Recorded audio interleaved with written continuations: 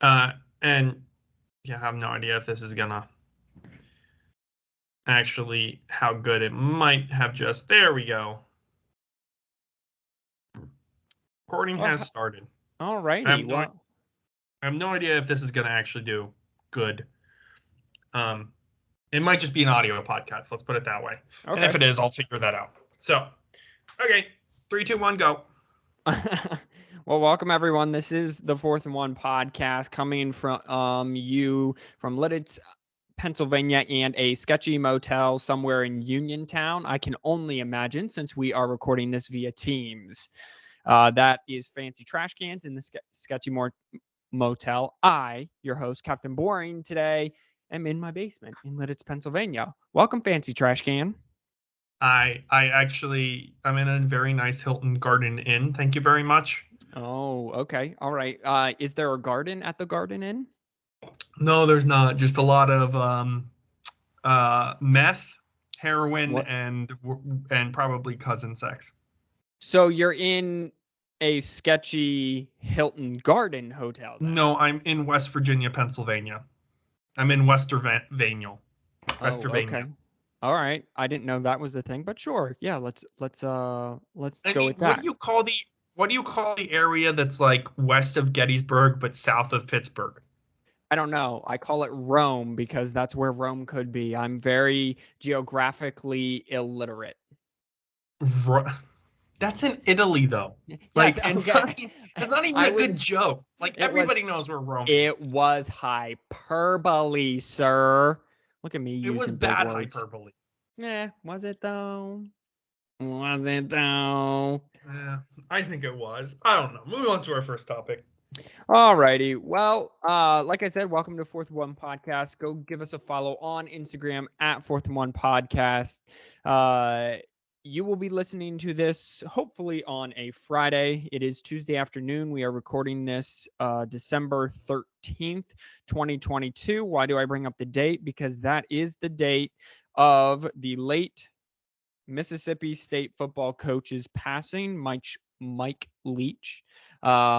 He passed away this morning due to complications of a heart issue that he had. After a heart attack. Yeah, he basically, Complications after a heart attack. yeah. So, um, it obviously opens up that coaching positions to me, which we'll get into later at a later point in time. But I just wanted to kind of reflect on Mike Leach a little bit. He coached for 21 seasons after being an offensive coordinator with Hal Mummy, who was the grandfather of the air raid offense. He was like the original one to use it, his teams. However, Mike Leach was his offensive coordinator. They started at the D3 level and then they brought it to the FBS in 1997 with Kentucky. And then Leach went on to be an OC at Oklahoma before he got a head coaching gig at Texas Tech, where he was there, averaged 8 wins a year, then went to Washington State and turned that program around, and then went to Mississippi State and has stabilized that program. And Simeon, the best fun fact is he made a bowl in 19 of 21 head coaching seasons. Yeah, he has a very massive coaching tree as well. Um, the current Baylor coach, Dave on Aranda, I believe is how you pronounce Aranda. that. Yeah, Dave Aranda. Mm-hmm. Aranda was a graduate assistant when Mike was at Texas Tech. Neil Brown was a player at Kentucky when he was the offensive coordinator there. Louisiana Tech's head coach played under Lee's Texas Tech. Sonny Dike with the playoff TCU Horned Frogs was coach wide receiver and then co-offensive coordinator at Texas Tech. Tennessee's head coach played under Lee's at Oklahoma. Houston's head coach coached alongside at Valanda State, which is what you said. Obviously, Cliff Kingsbury was a quarterback for Texas Tech. Scott Little, who's newly fired at North Texas, was a quarterback. Lincoln Riley, obviously, most famously, played for Leach at Texas Tech. Ken Wilson's Nevada, was a linebacker coach under Leach at Washington State. So those are just a few of the names of both coaches and players who played for Leach and are now coaching. He leaves a very, very large footprint, I think.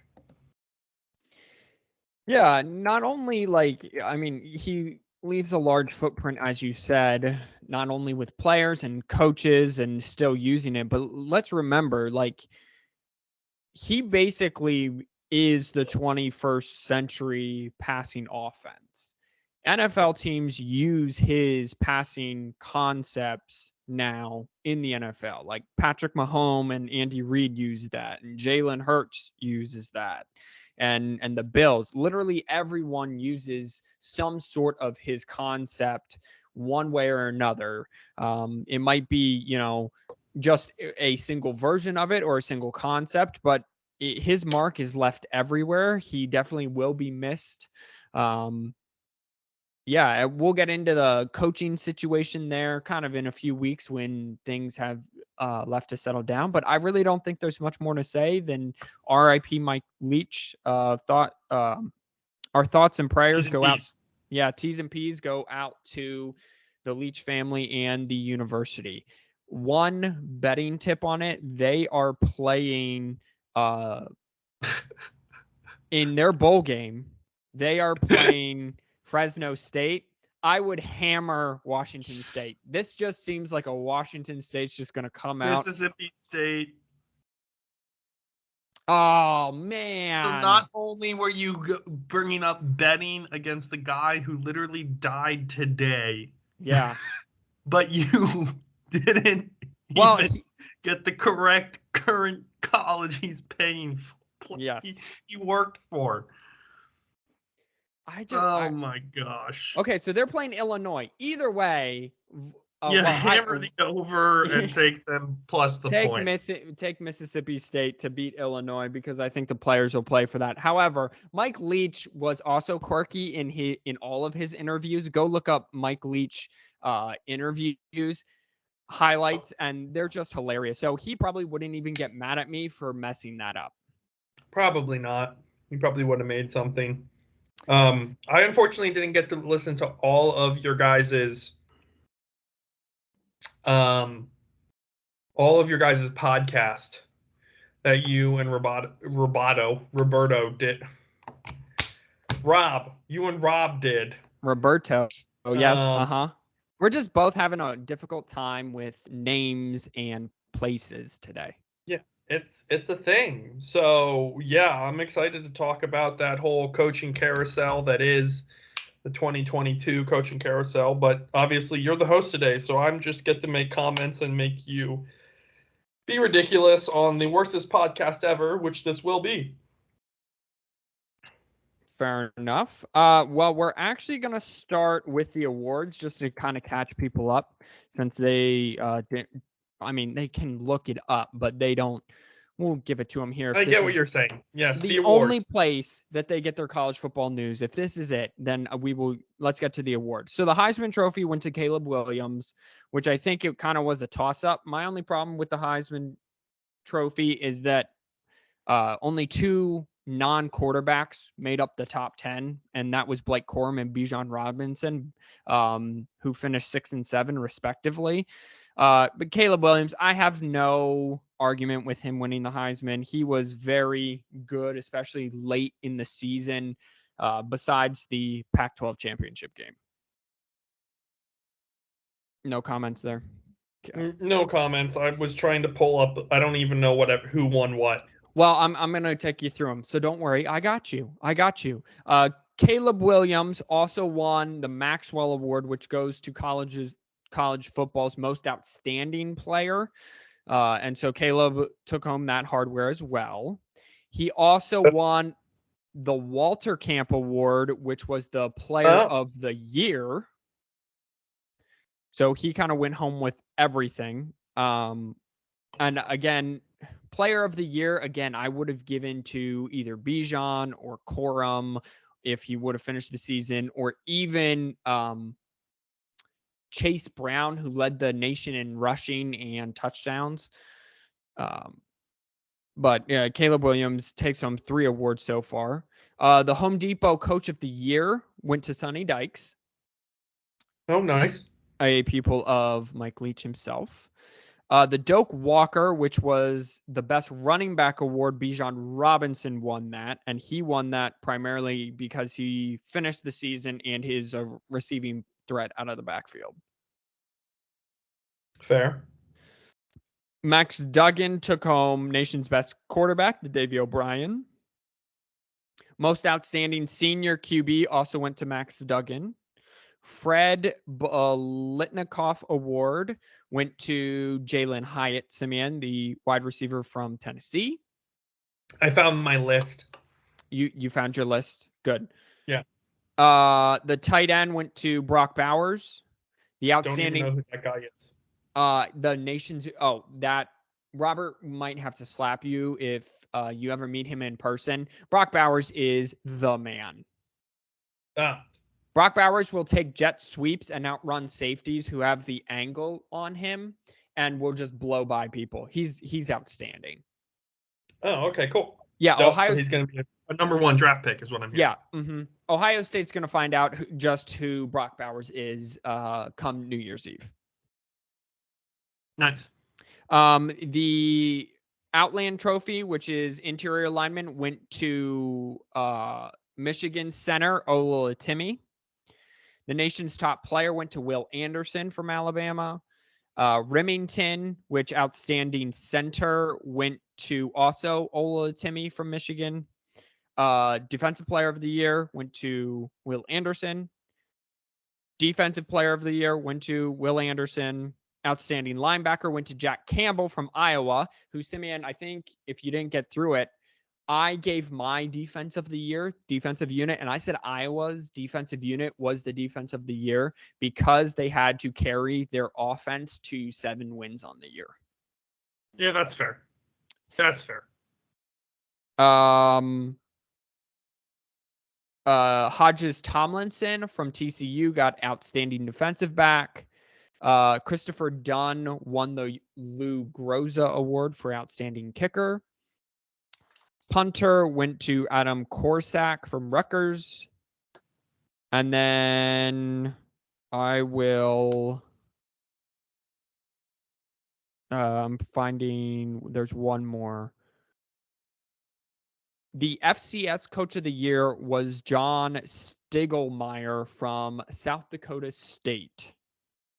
The Fighting Pat McAfees. The Fighting Pat McAfees, yes, who are in the semifinals of the FCS. So, Simeon, I ran down the list of awards. Do you have any problem with any of them? Also, Stetson Bennett won an award that gives him the best player who started as a walk-on. Yes.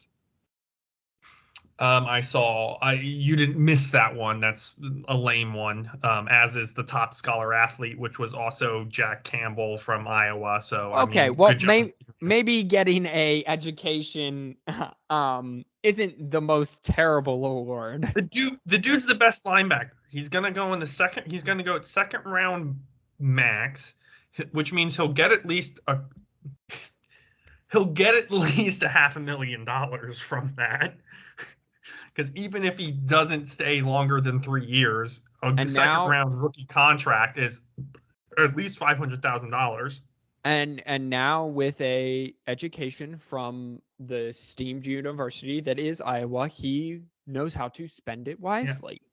In physical therapy or something like that, I'm sure. Watch him be okay. Now I have to look up. I'm gonna look up his thing. And honestly, none of those surprise me. I am surprised that 2 kind of surprised me. Will Anderson getting all of the defensive awards besides the linebacker. Why the man is impressive. I've said this before. But this is the best way of saying it. People need to stop sucking the SEC's dick. I don't think Sonny Dykes was the coach of the year. I think he is up there. He's definitely top 5. Who would have you put as coach of the year? Now here's the issue. They see TCU as a complete turnaround, kind of like what they did with Harbaugh. But what Harbaugh, Brian Kelly, and Sonny Dykes all did was just as impressive, in my opinion. But who's Tennessee's coach? Tennessee, Lance Leipold. He's done at Kansas. Is just as impressive. Josh Harple. Yeah, Josh Heupel. Yeah, Josh Heupel. There's 5.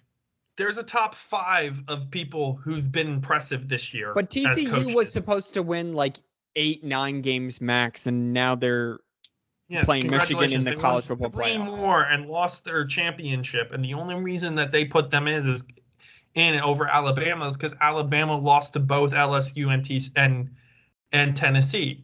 Jack Campbell's majoring in enterprise leadership. Oh my gosh. So he jokes on you. He'll be the CEO of some Fortune 500 someday, and he can bank that. So jokes on you there. Even though that's probably the easiest degree to get, I should have gone for that. I should have gone. He minored in something. Listen, I was in a wedding this year. The guy got a computer engineering degree, which is an extremely hard degree to begin with, just because of all the math. And the dude liked math so much that he ended up only taking 1 extra class so he could get a minor in math. So he has a computer. He minored in sports and recreation management. Oh my. Okay, so the dude wanted to play football. He went to school for football. Or then if he can't, succeed at football, he will then become a linebacker coach. Yeah, still be around football.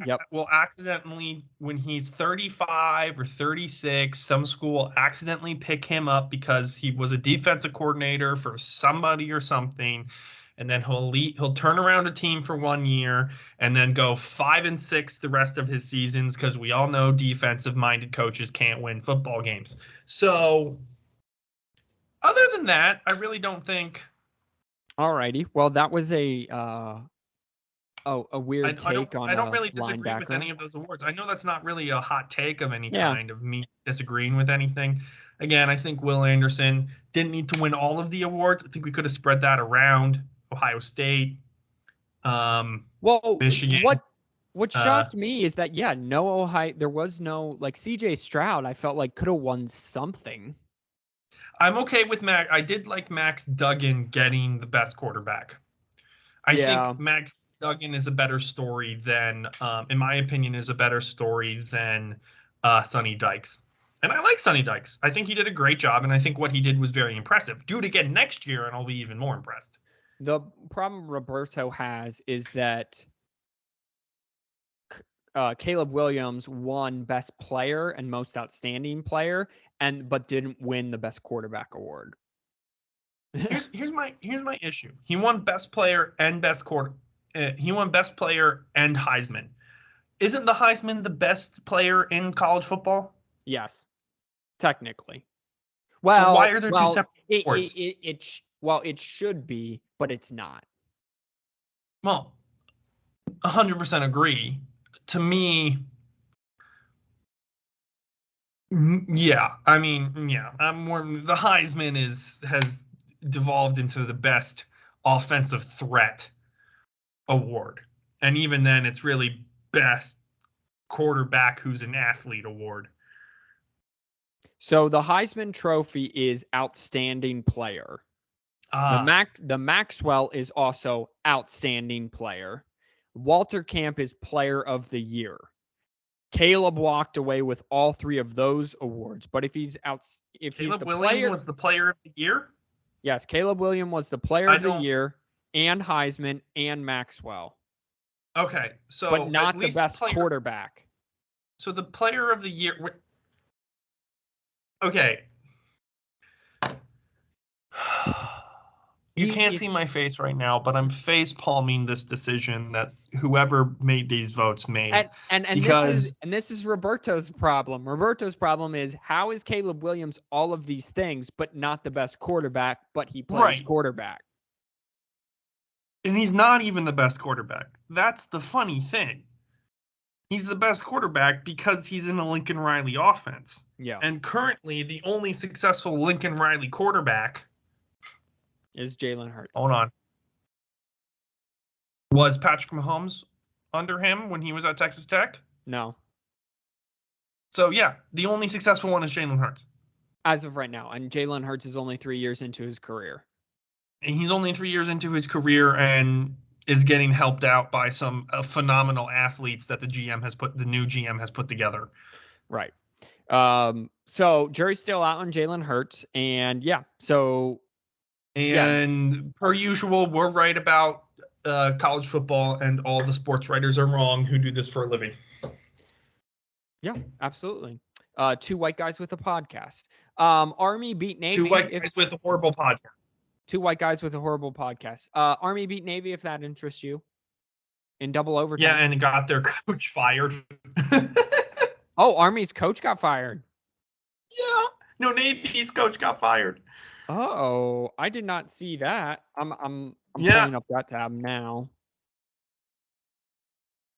Watch him go and finally not have to run the triple option somewhere and be able to dominate. Watch him go to someplace like North Texas. Let's just use that as some small school. I don't think you watched any of that game. Both teams were running, the triple option, but it was from the shotgun now. It was basically the spread option now, but at least they have adapted to the shotgun. It's mixed in some RPO. All I'm saying is the Georgia Tech position's open again. Oh my goodness. Can you, Georgia Tech, that would be like the snip snap scene in The Office when Michael's like, I got a vasectomy and then I got it reversed. Snip, snap, snip, snap, snip, snap. That would be Georgia Tech. Go from the triple option to back to the triple option. I don't know if this guy's locked into the triple option, but the Navy job is now open. I think they fired him after the Navy job. It is. Yes, that is correct. He was like the third year in a row that they won. Well, Navy had won like 9 straight years, and then Army has won like the last 3 or something. Like Army has kind of turned the tide, and back in their favor. Interesting. I have to pull up the story because go ahead. Troy Taylor, the Sacramento State head coach. Sacramento State just lost a 63-66 thriller in the FCS quarterfinal to Incarnate Ward. So Troy Taylor, head coach of Sacramento State, took the Stanford Cardinal coaching job. Oh. Which I guess you can say that's kind of what Stanford has sank to if they have to go get an FCS coach to take over. I actually don't hate that because they stayed local. And it's kind of very clear to me, and the David Shaw thing became very clear, and even hearing these words, it kind of started with Harbaugh, that the Stanford Cardinals kind of just want to be a mid-tier, if possible, football team and really focus on academics. Like, they don't necessarily want to win. They just want to be a school. It's kind of like they want to be a Harvard, is really what it kind of comes down to. Yeah. Yeah. I mean, you can 100% say that because it's true. And even their fan base, like they hosted a Pac-12 championship game. Their fan base, when the Pac-12 championship game would happen at the higher ranked school's home field, they filled out like half the stadium came out. Like their fan base is non-existent. You're right. Really, if Stanford was on the East Coast, they would be in the Ivy League, 110%.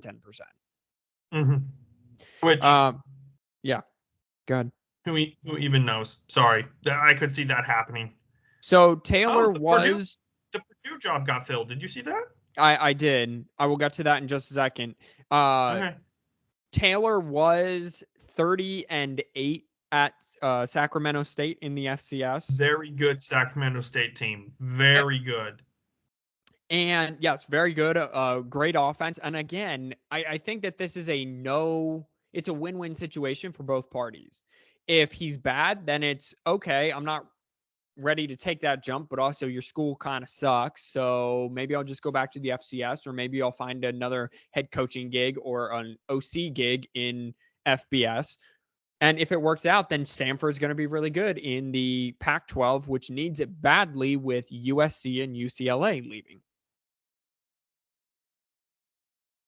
Interesting. Sorry, I'm looking at the other ones. No. Oh. Oh, I'm sorry. Incarnate Ward's head coach also has left for the FBS. Where did he end up going? He went to North Texas, a very different type of school. Okay. All right. Yeah. North Texas. So, sorry. I have that Eric Morris, Washington State's offensive coordinator, got the North Texas job. Oh, I'm sorry. You're correct. It's Texas State. Oh, it's Texas State. Okay. All right. So, that's not a bad job either in Texas State, because isn't Texas State in the Fun Belt? Or are they Conference USA? They are in the Fun Belt. It's honestly it's a lateral move to go upwards, because you're right. The likelihood to go back to Stanford, the likelihood of going from FCS to Power 5 is very small. Literally the only person to have done it in recent memory that I can think of is Deion Sanders. Well, Harbaugh did this, so there's a history with Stanford. Yeah, because he came from San Diego State. That's not FCS. That's FBS. No. He came from San Diego. San Diego is FCS. San Diego State is FBS. So Stanford has a history of doing this, and maybe they're trying to, tap that well again and see if it springs to life something new in the program. But yeah, I mean, going from a FCS to Power 5, I would agree, is much harder than going from FCS to North Texas. Yeah, it's definitely it's a lateral move to move north. I mean, he moved from one Texas school to another Texas school. But he did upgrade his position, because there's more money at North Texas than Incarnate Word, I would have to imagine. Back and forth. I would assume this is Texas State, not North Texas. Yeah, North Texas. I would assume. I think in the long run, he has the ability. He can clearly recruit, right? If you're recruiting to Incarnate Word, which means you can recruit for the Fun Belt, which we've had the discussion of the group of 6 schools. Are they they have the highest upside after this year. After the conferences realigned, I think they have the highest upside, because the Americans moving down, Conference USA kind of gets okay because they're getting Liberty and JMU, but they're also getting Liberty and JMU. And after JMU's performance this year, JMU should be going to the American, in my opinion. But that just kind of goes to show you where the power is shifting.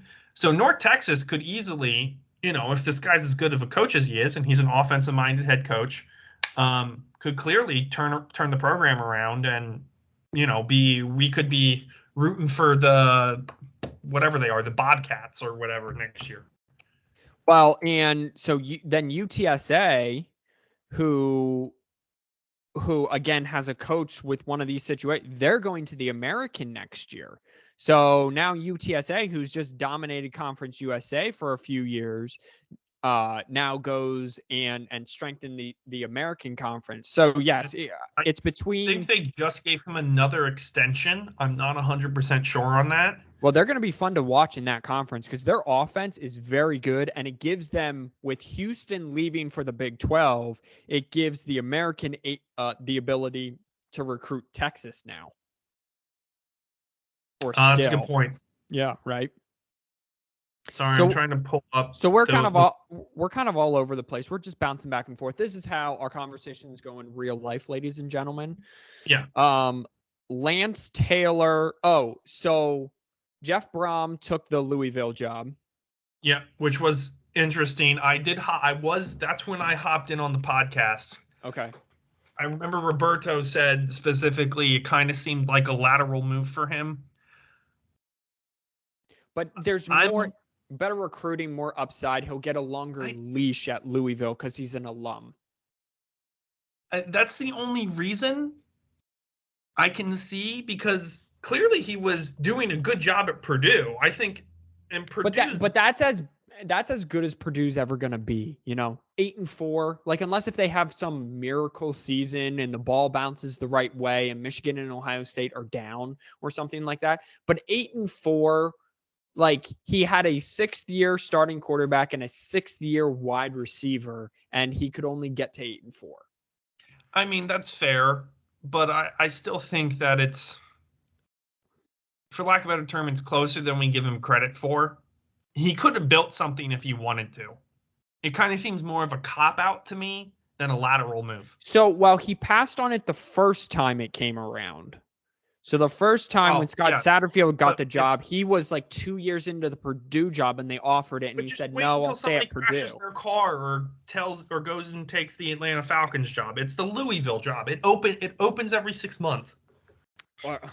Well, so he didn't feel like waiting another 6 months. Then I guess.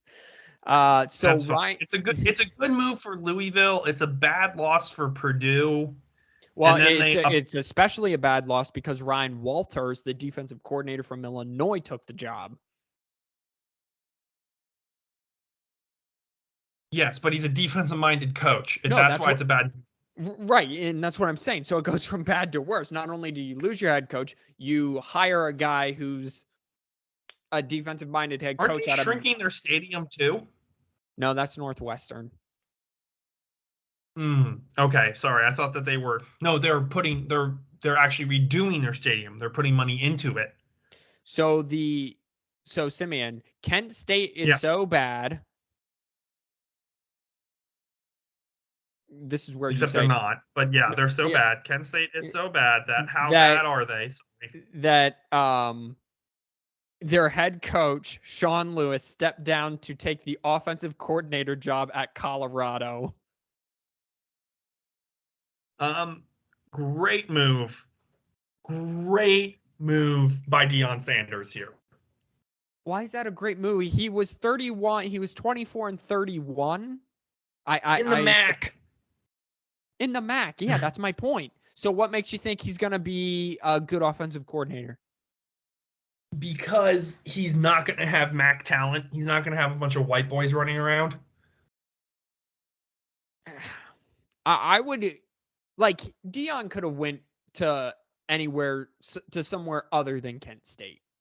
He must have a connection with Sean But I'm Lewis. saying, here's the deal, right? We have a coach who runs a really good offense. Kent State's offense was one of the best in both this year and then last year when they were in the finals, which they won, I think. They were at least in it. They were at least in the finals. And they had a really good offense. So you're going to transfer a MAC offense and put them with prime talent, with a prime coach, pun intended. And nice. Well done. Thank you. And you're going to put them in you're at least going to be a good building block. The first thing that you do when you take over an organization, if you have to completely rebuild it, which I'm sure we can get into, everybody else surely has, when you rip a system out and completely change a culture, mind you, Colorado hasn't been good since the 80s, since the Big 8. So, was that what they were called? Yeah. Them with Nebraska and yeah, the Big 8. Yep. They haven't been good since then, and they had 3 seasons. ESPN did a 30 for 30 on it for the seasons that Colorado was good. They were running the triple option. That's when Colorado was good. Okay, so I get it, he was average at the max, so you take it and he'll just be upgraded by the talent. He'll do both, right? Yeah, He stabilized the Mac program. So I get where it's coming from. I'm just saying that who else are you gonna get? Well, you can let your prime. There's got to be someone a little more high profile or who at least has been to a big time FBS program in some manner too. You're gonna hate this, but here's who he could have gotten. I'm forgetting his name and I'm feeling really bad now. Michigan's running back coach. Oh, Mike Hart, sure. He was, or he could have taken one of Michigan's co-offensive coordinators. Mike Hart was rumored to take the Western Michigan job. Yeah. Well, he interviewed, but then he declined it, and that's pretty much it. Oh. So I don't know. I mean, we'll have to see. I mean, Deion's a much smarter man than me, clearly, since he's the head coach of Colorado. Ohio State's offensive coordinator, Kevin Wilson, went to Tulsa. I think I covered that last week, but that just gives I think Tulsa's in the American. That just gives Tulsa another high-powered offense in the American, along with SMU and UTSA now. And Cincinnati's got a good offense. So a lot of good offenses there in the American. Again, strengthening their kind of argument to be the best non-Power 5 conference. I'm trying to find... they're doing CBS, whoever writes the coaching carousel every year, is giving this a grade of a C. He was at Indiana.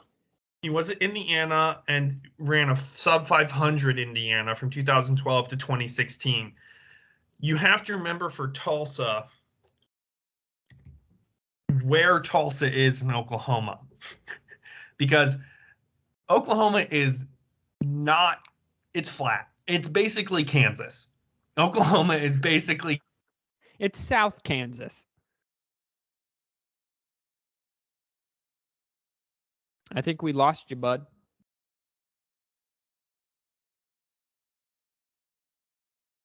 So Simeon may or may not be joining us again. Barry Odom took over, the defensive coordinator for UNLV took over. Oh, wait, are you back? I am. I don't know which one of us that recorded. I'm guessing it was me. Oh, all right. Well, so, I guess I'll just start talking. I'll just be talking over you. We'll just finish up the coaching carousel, and then we'll make some picks and get out of here if that's cool. I think that's good. We should probably put us out of our misery. Okay, great. Barry Odom, the Arkansas defensive coordinator, took over the UNLV job. Not my expectations at the UNLV, and Barry Odom is an okay defensive coordinator for the SEC, so we'll have to see what happens there. Okay. What we're going to do is bowl games. If you're listening to this on a Friday, bowl games start tonight, as it were. Or, yes, they start tonight if you're listening to this. So, Simeon, I can read them off to you as well if you don't need to pull them up. I have them right in front of me. Okay, so, Simeon, I don't want over-unders. I don't want any of that. We're going to pick winners. That's all we're picking this bowl season, just winners. No over-unders, this Friday to next Friday? The Friday the 16th to Thursday the 22nd, because then we'll have a new episode on the 23rd, taking care of Friday the 23rd on. Okay? For the record, that does mean for everybody keeping track, yes, Christmas is next week. Hope you bought all your presents. Yes, hopefully. I don't know if I did, but hopefully you brought all your presents. Ho, ho, ho, Santa. All right. UAB and Miami of Ohio will be 11:30 a.m. on Friday the 16th. Simeon, do you got the Blazers from UAB or do you got the Red Hawks from Miami, Ohio? I also think we have to rate the bowl name on a scale of 1 to 10. Oh, okay, sure. So this is the Hometown Lenders Bahamas Bowl. This is a 2, in my opinion. Bad sponsor for where it's located. Nobody's going to use Hometown Lenders to buy a house in the Bahamas. UAB, Trent Dilfer's coming in there. I think they're excited. about that, and I think that excitement bleeds into this game. UAB is favored by 11 anyway. I'm taking UAB. I'm going to give the name a 3 only because it's in the Bahamas. I bet every other Power 5 bowl member is always jealous that these players get to go to the Bahamas. The UAB Blazers are better at defense, allowing 368 yards per game. So I will also take the Blazers. There you go. All righty. Simeon, UTSA, which will be the American. They lost their. They still have their head coach. They are facing They are facing the Conference USA, or no, the Fun Belt champions. Yep. In the Troy Trojans, so the UTSA Roadrunners. They are playing in the Duluth Trading Cure Bowl. Yeah. Again, guys, we could have gotten a better sponsor. Duluth is in Minnesota, and the Cure Bowl is in Orlando. Not the best. They should have done better, but because it's a short, simple name, I'm going to give it like a 3. I'm also going to take UTSA to win, because I just think they're going to be the better team here. It's going to be a great game either way. Wow, Simeon thinks that the better team is going to win. They are the underdogs in this game. So, Simeon, that's normally how it works. The better team normally wins the football game. Yeah, but, thank you for bringing that. Yourself. It's fine. Okay, so the Duluth Trading, that gets a 2 for me. Cure Bowl, what are we curing? What are we curing? A disease, curing meat? What? I'm going to go with Troy because they have the drastically better defense at 325, and they are a little more balanced than UTSA in terms of run and pass. So give me the Troy Trojans upsetting the UTSA Roadrunners. Wow. The next one here. Yeah. It's either a 0 out of 10. Oh no. This one's a 9 out of 10. I don't know what wasabi is besides the actual spice. Yeah. I think that's this is the wasabi. No. And I'm sure it's some app or something like that. But this is the Wasabi Fenway Bowl, which is at Fenway Park, which has the green monster, and wasabi is green, so therefore they nailed the sponsorship here. Luke Fickell leaving, that either hypes up a team or doesn't. Louisville has been inconsistent, so I think I'm just going to take Cincinnati. Okay. I like that pick. I like the name as well. Hold on. It is Wasabi Technologies. Why is Wasabi the world's hottest cloud storage? So, Simeon, they do something way above my head in your realm of knowledge there. I will give the name a 7 out of 10. I'm going with Cincinnati. Yes, they lost Luke Fickell, but they were just in the college football playoff. They know how to prepare for a bowl game. They know how to put a team, and a team down that also lost their coach. So I'm going with Cincinnati. Saturday, December 17th, the game right after that, Cincinnati-Louisville game, is the SRS Distribution Las Vegas Bowl. -4 on that. Distribution, what? No, go away. It doesn't make any sense. It's definitely like a 0 for me. Florida it's in Las Vegas, so it's Florida and Oregon State. Yeah, Oregon State by 1 million. I think Florida's going to fall flat on their face. Good job going 6-6. Do it again next year. I am going to disagree. I think it is the Oregon State Beavers that fall flat on their face. The last game they played was the massive comeback against Oregon. I'm a big fan of Billy Napier.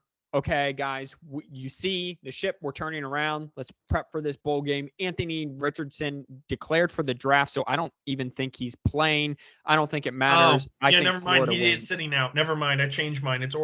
Wait, no. You picked Oregon State. I am Oregon State.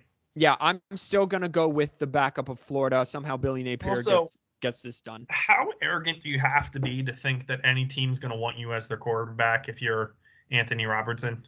Anthony Richardson. Sure. Because you're big and you can run the football. The dude's mid at best. Yeah, so go become a running back or a wideout. Understandable, and What I does he have the think he is, same. Geno Smith? Like, No, honestly, he probably thinks that he's like a Josh Allen. Except he can't throw the football. If he Well, was neither a could Josh Josh Allen Allen, in college. Neither could Josh Allen in college. If he was Josh Allen, he would have won games. True. But Josh Allen played where whatever conference Wyoming plays in, and Anthony Richardson plays in the SEC. I'm only playing devil's advocate. Simeon, I agree with you. Okay. At the Jimmy Kimmel LA Bowl presented by Stiefel, negative 50 million. No, this one's a 10 out of 10 for me because of how ridiculous the name is. Okay. Okay, yes, 10 out of 10 on the ridiculous scale. Yep. Negative 50 million in every because it's scale. Whoever named this is ridiculous and should be shot and drawn and quartered, in my opinion. Name it the Stiefel Bowl. If it's presented by Stiefel, name it the Stiefel Bowl. Yeah, it's sponsored by two different things. It's the LA Bowl, and it should either be the Jimmy Kimmel presents the LA Bowl or the Stiefel LA Bowl, which, by the way, the full name that's the shortest name.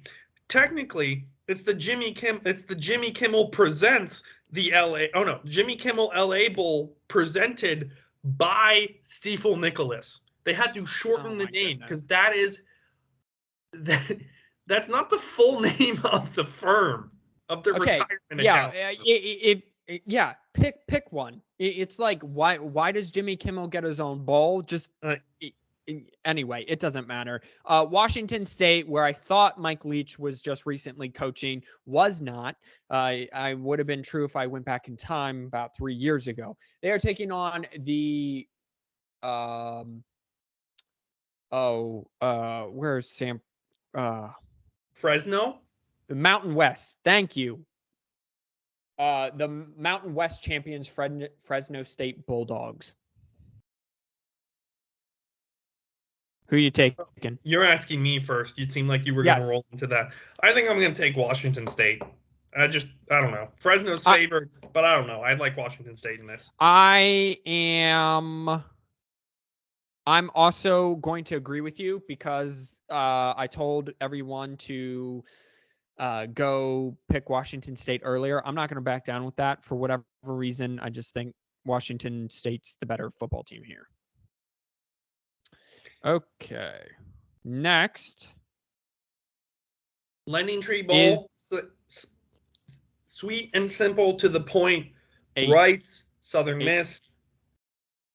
How did Rice get in here? They're 5-7. They may have gotten an exception. Interesting. Lending Tree Bowl's a solid 8 out of 10 for me. I pick Rice in this game just because. 8 out of 10 for name for me as well. I am also going to pick Rice because they have the slightly better offense, and everyone says, well, why is a 5-7 team in a bowl game anyway? Cool. I love it. The New Mexico Bowl, again, sweet, simple, to the point. You know where it is. It's in New Mexico. Albuquerque. I will give that a 8.5 out of 10 just because Breaking Bad was there, so it gets that extra half point. SMU versus BYU. I will take the SMU Mustangs. Offense is good. It's going to be an offensive explosion and shootout, but I like the Mustangs of SMU. I like the I'll give it an 8 and Mustangs as well. The Frisco Bowl of North Texas and Boise State. I don't know what's Frisco, I wonder. Frisco as in you got to look it up. I think it's just a state or a county in Texas. Oh, okay. So another location. Yeah, another location. but kind of lame. So I'm going to give this a 7.5. I'm going to give it a 7.5 as well. And I only give it the extra half, and I took away points because I don't know where Frisco is, and half of that could be on me. I'm going to take Boise State. They had a poor showing last time out against Fresno State. I just think that they're the better team other than North Texas. They also have the way better offense than North Texas, so they're just going to run all over North Texas. Agreed. Moving on, Myrtle Beach Bowl, and it's the UConn Huskies taking on the Marshall Thundering Herd. Marshall is favored by 10 points in this game. I'm taking UConn, and I'm rating the Myrtle Beach Bowl because of the field it's played on. 8.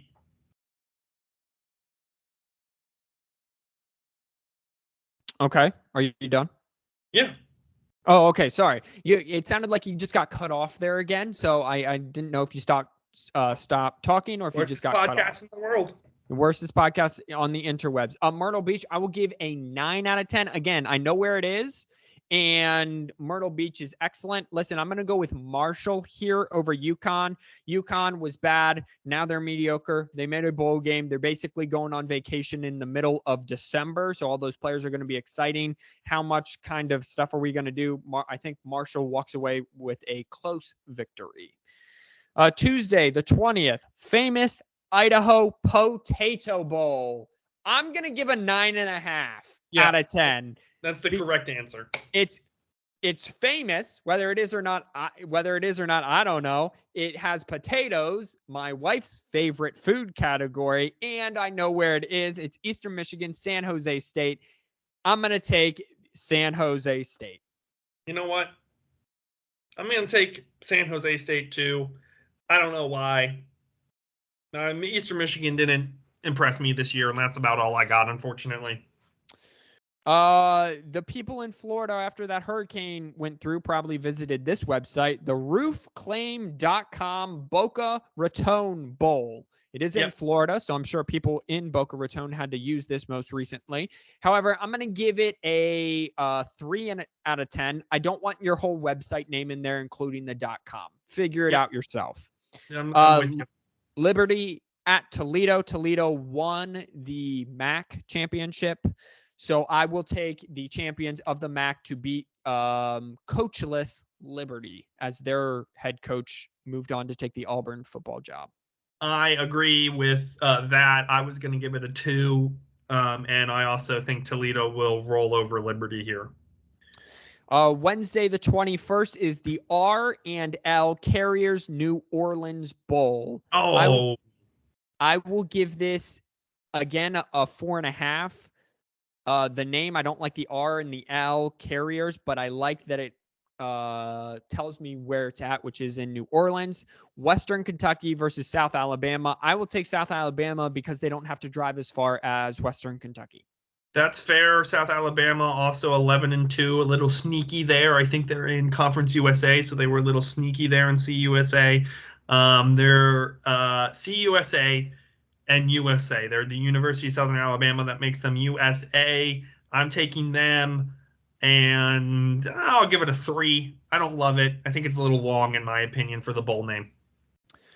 Then finally, on Thursday, the 22nd, Lockheed Martin Armed Forces Bowl. I feel like because it has to do with the armed forces, I have to give this 10 out of 10. Otherwise, I'd probably only give it like 3.5. This is the Armed Forces Bowl, and Lockheed Martin is the sponsor. This is a perfect sponsoring to bowl name comparison. Simple, rolls off the tongue. It's a 10 out of 10. Okay, so now that I knew that, I will take it back because it's I will give it a 7.5 out of 10. I don't know what Lockheed Martin is. Lockheed Martin builds all your airplanes. Oh, okay. Well, then I will give it a 10 out of 10. However, it's really a 7.5 and 8.5 out of 10 because I didn't know what they were. You know the cool planes that you saw in Top Gun Maverick that were the 5th generation or 6th generation fighters? I didn't get to watch that movie yet. Okay, well they built the F-35. It's Oh, sick. I see him. Yeah, I see him now. I did a quick Google search. Anyway, Yeah. so the 8.5, 10 out of 10, because it has to do with the Armed Forces Bowl, is Baylor versus Air Force. I'm going to take Baylor in this just because they're bigger, stronger, and faster. I don't know. This one's going to be close because Air Force is They did actually in win the the Mountain. Commanders in Chief Trophy. Yeah. They did win the Commanders in Chief Trophy. They went 9-3. They're in the Mountain West. So, and they actually throw the football. Shocking. The Air Force takes to the air sometimes. It's going to be a close game. I don't think -6 does it justice, but I am also going to take Baylor. I think they're just going to squeak them out just on talent level. Air Force throws the ball for 70 yards per game, so they don't throw all that often. So, all right. Well, that was fun. I liked your little twist of then naming the bowls. So we will next week then name more bowls for the following week. And then the following week, we will get you all set for the college football playoff. This has been an episode of 4th and 1 podcast. Thank you so much for joining from a sketchy Hilton Garden Suite Hotel in West Virginia, Pennsylvania. That is Fancy Trash Can from Lidditz, Pennsylvania. I'm your host, Captain Boring. Good night, everyone. Wash your hands, you filthy animals, and tell the people you love that you love them. Peace out.